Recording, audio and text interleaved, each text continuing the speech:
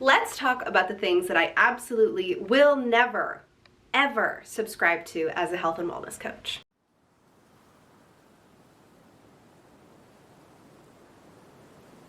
Listen, I've been wanting to make this video for quite some time now, and I don't want this video to come off like I am putting other people down or putting other programs down, but I do want to make this video because as a consumer and as someone who might not have any specialty training or a degree or any kind of education in the health and wellness field, it can be really overwhelming kind of seeing the products and programs out there that are marketed for your best interest, marketed with the best of intentions, but these are programs and products and things that absolutely do not actually have your best interest at heart. I'm going to share these things with you so that way you can look past the BS, because these things I'm going to share with you today are all things that I fell for in my journey. I have experienced every single one of these things, and that's why I'm making this video, because I fell for these products, I fell for these approaches and methodologies inside of the health and wellness field, and they got me nowhere. In fact, they did more harm than they did good. So I'm going to share with you about 10 or 11 things that I absolutely will never go back to and that you should never either experiment with or try again, because again, if you don't know health and wellness, if you're not educated in this field, it seems like these approaches and these products might be good for you, but indeed they are not. So let's get into it. If you're not already, take a minute to click subscribe, join the family on my YouTube channel here. I post videos every Sunday and Thursday all around health, wellness, and personal development. So if that's your vibe, click subscribe, stick around, and let's get into the things that I absolutely will never, ever, ever, ever, ever subscribe to again as a health and wellness coach. The first thing that I will not subscribe to is cutting out food groups like carbs, fats, or even sugar. I see this a lot with people who want to do keto, and this is an extremely unhealthy mindset. When you're cutting out food groups like carbs, fat, and sugar, you are taking away some of the nutrients that your body needs to thrive. So when you're hearing a program or a coach or somebody, even on social media talking about remove fat from your diet if you want to lose weight, or you have to cut out carbs, or you can't have sugar, that is BS, okay? Carbohydrates are amazing for your body. They bring you energy, they bring you nutrients, they bring you fiber. Fats are amazing for your hormones, for brain function, for productivity. And sugars are present in fruit, and fruit is amazing for you. So when you hear somebody say you should cut out fruit, sugar, carbs, fat, please turn the other way, because it is absolutely not necessary. What you're doing when you're taking out those food groups is you're putting yourself into a caloric deficit, which yes, is needed to lose weight, but the problem with this approach is it's not sustainable. You're going to have carbs again in the future. You're going to have sugar with your fruit again in the future. You do not need to cut out food groups in order to be healthy, in order to see progress, and in order to lose weight. You just don't. The second thing that I will never subscribe to ever again, and I am so guilty of this in the past, I was so guilty of this, and that is working out every single day and really overdoing it with your workouts. I used to think that I had to work out and go to the gym 7 days a week. I used to do cardio every single day. Okay, every day.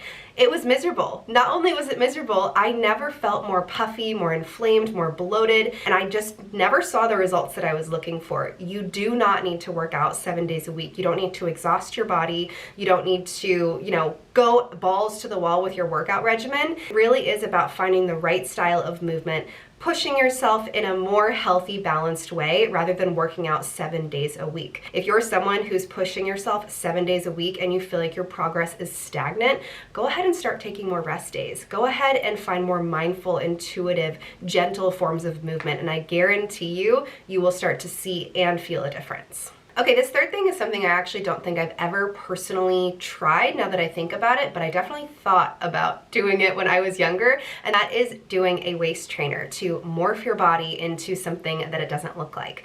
These products are, marketed that it's going to shape you and give you an hourglass figure and it's going to help you tone your stomach. That product will not help you change your body. Your bones are not going to be restructured. Your organs are not going to be pushed into different places. It might tone you and make you feel a little bit more lean in the moment, but it's not going to give you that lasting result. You do not need a waist trainer. You do not need that sweat band that goes across your stomach that helps you sweat more in your workouts. The way to tone and train your abs and see definition and see physical progress is by paying attention to your nutrition, your exercise, and really the mindset and lifestyle aspect of this journey. So please throw out those waist trainers. They are total BS. You do not need them. Number 4 is that you should never, ever, ever be doing a juice cleanse in replacement of your actual food. Now, again, I did this in college. I used to do juice cleanses like 3 or 5 days for breakfast, lunch, and dinner. I was just drinking juice. I was just drinking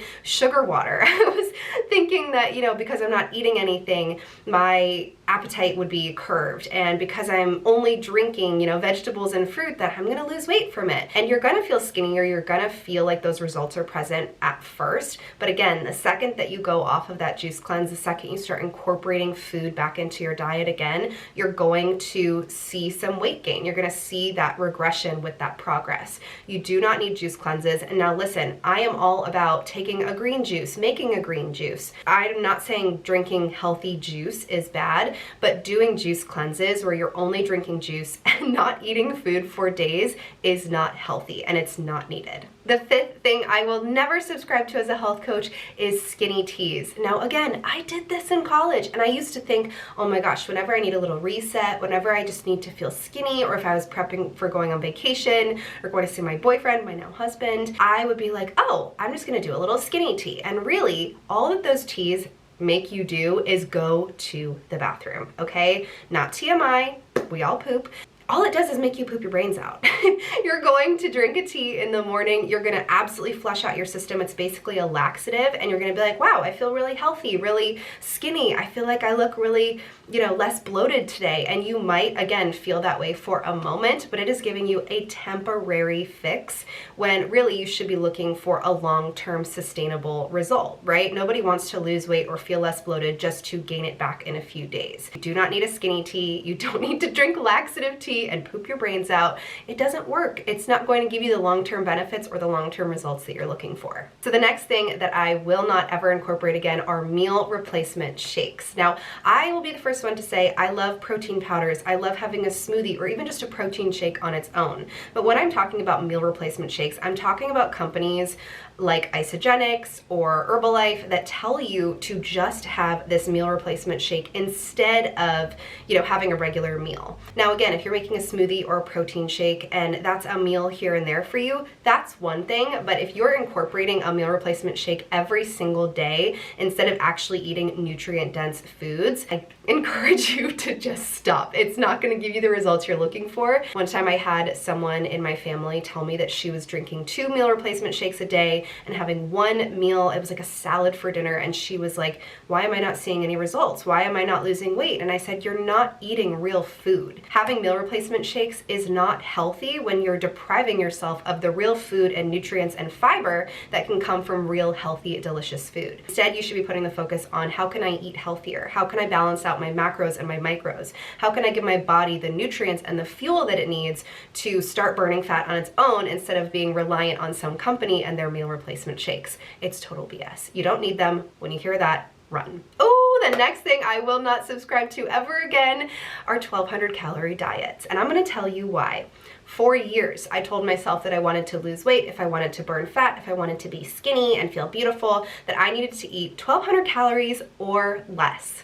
That's the amount of calories that a toddler needs. Okay, what you're doing when you're restricting your calories to under 1,200 calories a day is you're starving your body. So again, you might for a few days feel like, wow, I have nothing in my stomach. I feel lean, I feel healthy, I'm not bloated.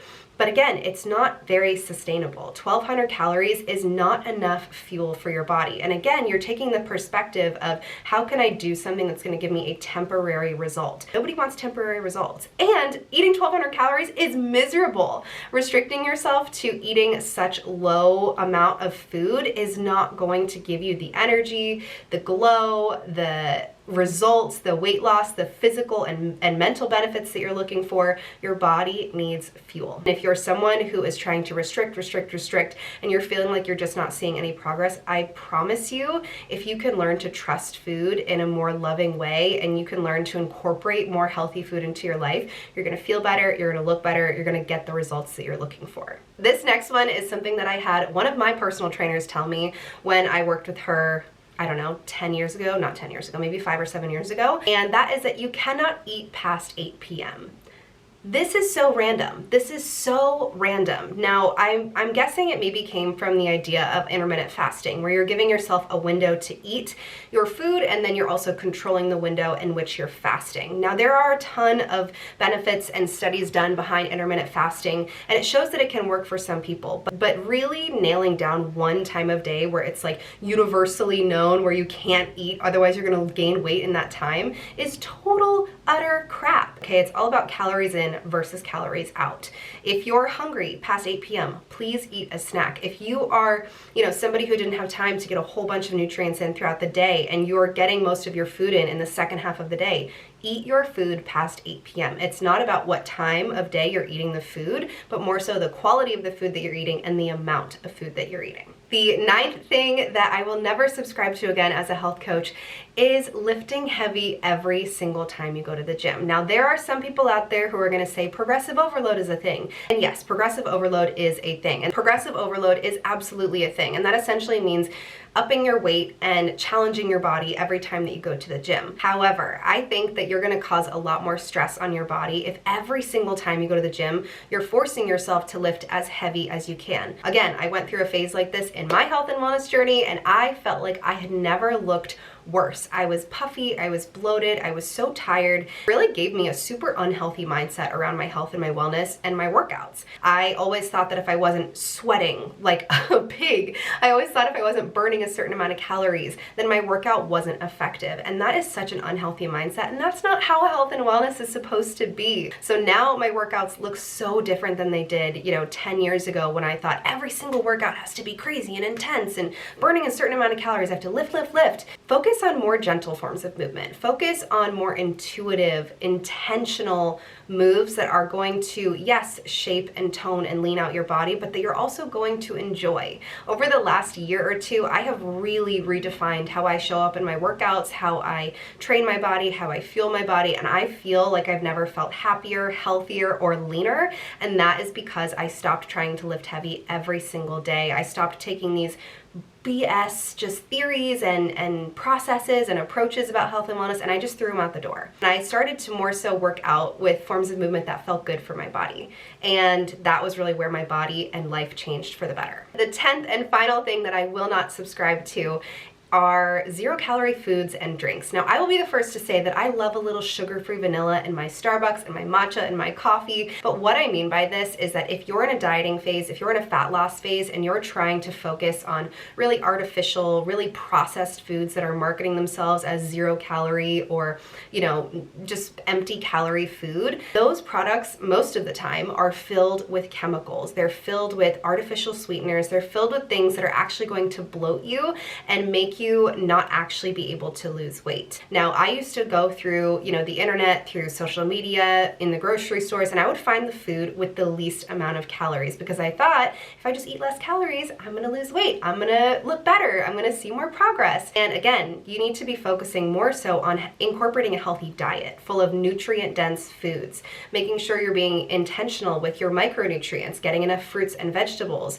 making sure you're balancing out your macronutrients, your carbs, your fat, your protein, getting enough fiber. If you take that approach versus going for the zero-calorie food, I guarantee you will feel better, you will enjoy your food more, and you'll actually see the progress that you're looking for. So I hope that you guys enjoyed this video. This was just an idea I had, and again, it's really overwhelming if you're a consumer and you don't actually know how to read food labels and see what is marketed on products or programs. And the really tricky thing is that a lot of the time, companies can put whatever they want on the bottle, right? They can put 0 calorie or this product will help you lose weight. And the only part of the label or the food products like outside and packaging that is regulated is the actual nutrition label where it says the total fat, total carbs, and the ingredients. So if you're perusing the grocery store, if you're looking online and you see something that is blasting the outside of the product and says, use this to lose weight, 0 calories, this is intended to burn fat, just know that that is not always true. And And if you take more of this loving, intuitive, wellness-based approach, I guarantee you're going to feel better, you're going to get the results that you're looking for, and you're just going to have a whole new different relationship with health and wellness, and that's the most beautiful thing. So if you guys enjoyed this video, I would so appreciate if you give this video a thumbs up. Make sure you're subscribed again for videos around health, wellness, and personal development. I post videos every Sunday and Thursday. And if you want more content around health and wellness, you want me to debunk other products, programs, celebrity diets, things like that, comment down below what you want to see on this channel and I will make a video for you, special for you. So thanks for being here, you guys. I'll see you in the next one. Bye!